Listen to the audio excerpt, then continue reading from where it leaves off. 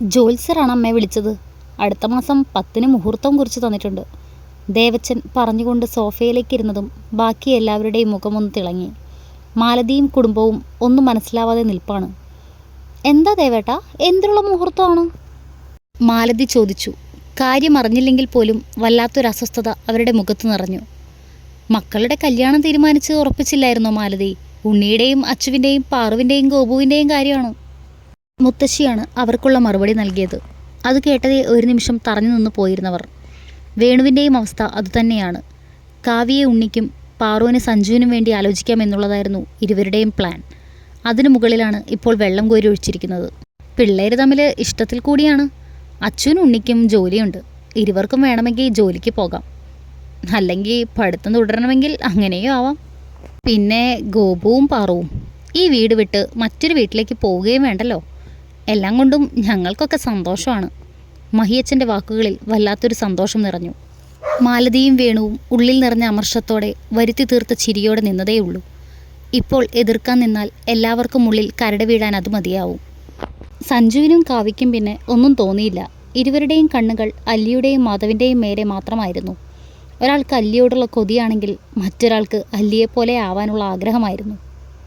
ഇവിടെ നടക്കുന്നതൊന്നും ശ്രദ്ധിക്കാതെ അവളുടെ തോളിൽ കൈയിട്ടിരിക്കുവാണ് മാധവ്. മാധവിൻ്റെ ഫോണിൽ അവരുടെ സെൽഫി എടുക്കുന്ന തിരക്കിൽ അല്ലിയും. ഇതിനിടയിൽ തങ്ങളെ നോക്കി നിൽക്കുന്ന രണ്ടിനെയും കണ്ടതുമില്ല എന്നത് മറ്റൊരു സത്യം. ദേവാ, മുത്തശ്ശി പറയുന്ന കേട്ടോ നീ? കേട്ടല്ലോ, കല്യാണമല്ലേ? അതല്ല, ഉണ്ണിയേട്ടനും അച്ചേട്ടനും ജോലിയുണ്ട്, അതുകൊണ്ടാണ് കല്യാണം നടത്തുന്നതെന്ന്. പക്ഷേ നിനക്ക് ജോലിയൊന്നുമില്ലല്ലോ, അപ്പോൾ എങ്ങനെ നമ്മുടെ കാര്യമായി തന്നെ ചോദിക്കുന്നവളെ മാധവ് കണ്ണുമിഴിച്ചു നോക്കി. നീ ജോലിക്ക് പോവോ ദേവാ? ഇല്ല. അതെന്താ? ഇത്തവണ അല്ലിയുടെ കണ്ണാണ് മെഴിഞ്ഞു വന്നത്. എനിക്കിങ്ങ് വയ്യ ജോലിക്ക് പോവാൻ. അപ്പോൾ നമ്മുടെ കല്യാണത്തിനെന്താ? എനിക്ക് തോന്നുമ്പോൾ ഞാൻ കിട്ടും. നിനക്കൊക്കെ അല്ലേ? ഇനി അല്ലെങ്കിലും സാരമില്ല, നിന്നെ ഞാനേ കെട്ടു. അവളെ നോക്കി കടുപ്പിച്ച് പറഞ്ഞുകൊണ്ട് അവൻ ഫോൺ അവളുടെ കയ്യിൽ നിന്നും വാങ്ങി. അല്ലിയവനെ വീണ്ടും കണ്ണുമിഴിച്ചു നോക്കി. കല്യാണത്തിൻ്റെ ചർച്ചകളും കാര്യങ്ങളും മുന്നോട്ട് നീങ്ങവേ മാലിനി വേണുവിനെ നോക്കി. ഇതെങ്ങനെയെങ്കിലും മുടക്കിയേ മതിയാവൂ. മഹിയുടെ സ്വത്തുക്കളുടെ എല്ലാം അവകാശികൾ അയാളുടെ 3 മക്കളാണ്. അതിൽ 2 പേരെയും തങ്ങൾക്ക് കിട്ടിയാലേ കാര്യങ്ങൾ വിചാരിച്ചെടുത്ത് നിൽക്കൂ.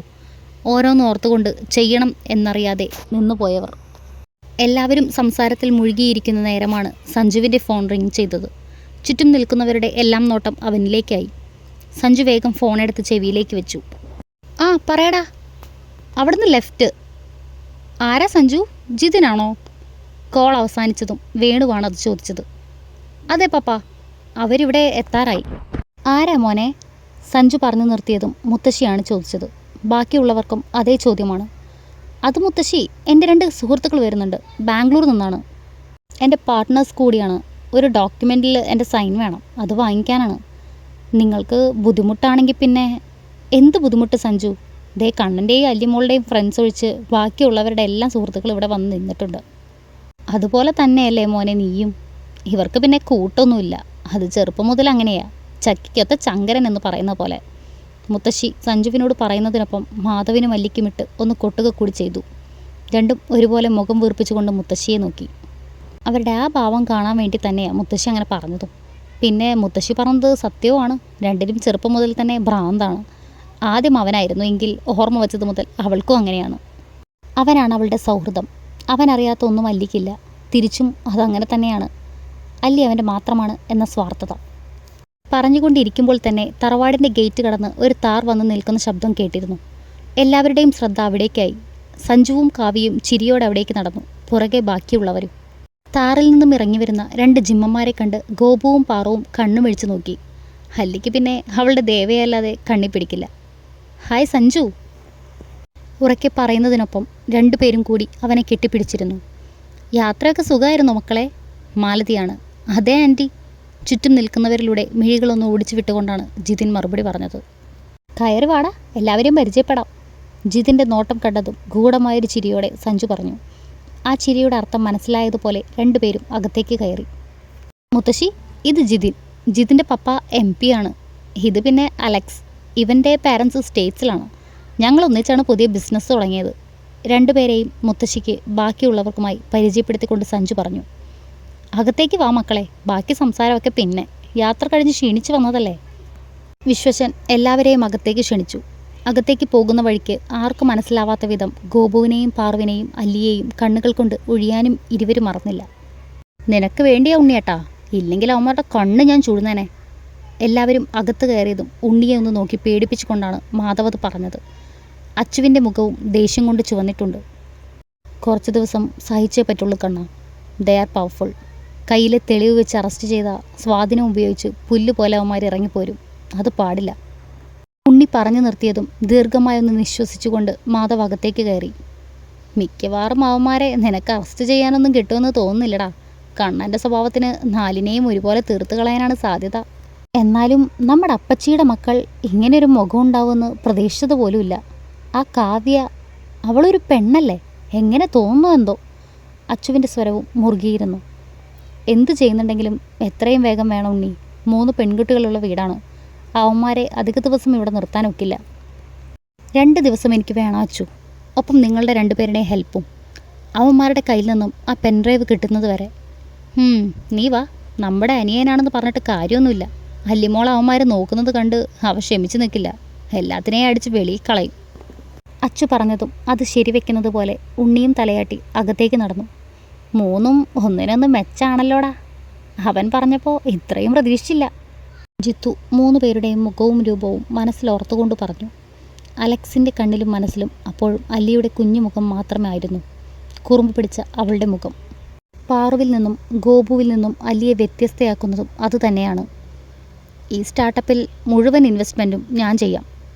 ഈക്വൽ ഷെയർ ആയിരിക്കും നമ്മൾ 3 പേർക്കും. അവർക്ക് കൊടുത്ത റൂമിലേക്ക് കയറി വരുന്ന സഞ്ജുവിനെ നോക്കിക്കൊണ്ടാണ് അലക്സ് അത് പറഞ്ഞത്. അവനിപ്പോൾ എന്തിനിങ്ങനെ പറയുന്നു എന്നുള്ള ചോദ്യത്തോടെ, ഒപ്പം അവൻ്റെ വാക്കുകൾ തീർത്ത സന്തോഷത്തോടെ 2 പേരും അവനെ നോക്കി. പകരം അവളെ എനിക്ക് മാത്രമായി വേണം. ആരെ? സഞ്ജു ഒന്ന് അമ്പരന്നു പോയി. 3 പേരിൽ ഒരാളാണെന്നറിയാം. ഏറ്റവും ഇളയ കൊച്ചില്ലേ, പാതി വിടർന്ന പൂ പോലൊരു സുന്ദരി. അവളെ എനിക്കിങ്ങ് തന്നേക്കണം. അല്ലിയെയാണ് അവൻ പറയുന്നതെന്ന് മനസ്സിലായതും സഞ്ജു ഒന്ന് ഞെട്ടി. മനസ്സ് അത്രയും മോഹിച്ചത് അവളെയാണ്. കെട്ടി കൂടെ പൊറപ്പിക്കാൻ തന്നെയായിരുന്നു ഉദ്ദേശിച്ചത്. പക്ഷേ അലക്സ് തന്ന ഓഫർ, അതങ്ങനെ തള്ളിക്കളയാനും വയ്യ. ഒരു നിമിഷം എന്തു ചെയ്യണമെന്നറിയാതെ നിന്നുപോയിരുന്നു സഞ്ജു. ഭക്ഷണം കഴിക്കുമ്പോഴൊക്കെയും അലക്സിൻ്റെയും ജിതിൻ്റെയും കണ്ണുകൾ അല്ലിയിലും പാർവിലും ഗോപുവിലും തന്നെയായിരുന്നു. ധാവണി ചുറ്റിയ അവരുടെ രൂപത്തിൽ മാത്രം തറഞ്ഞുപോയിരുന്നു അവരുടെ നോട്ടം. മാധവ് പുറത്തെവിടെയോ പോയിരിക്കുകയാണ്. അതിൻ്റെ ധൈര്യം സഞ്ജുവിലുണ്ട്. ഉണ്ണിയും അച്ചുവും ഇതിലൊന്നും ശ്രദ്ധിക്കുന്നില്ല എന്നതാണ് അവൻ്റെ ധാരണ.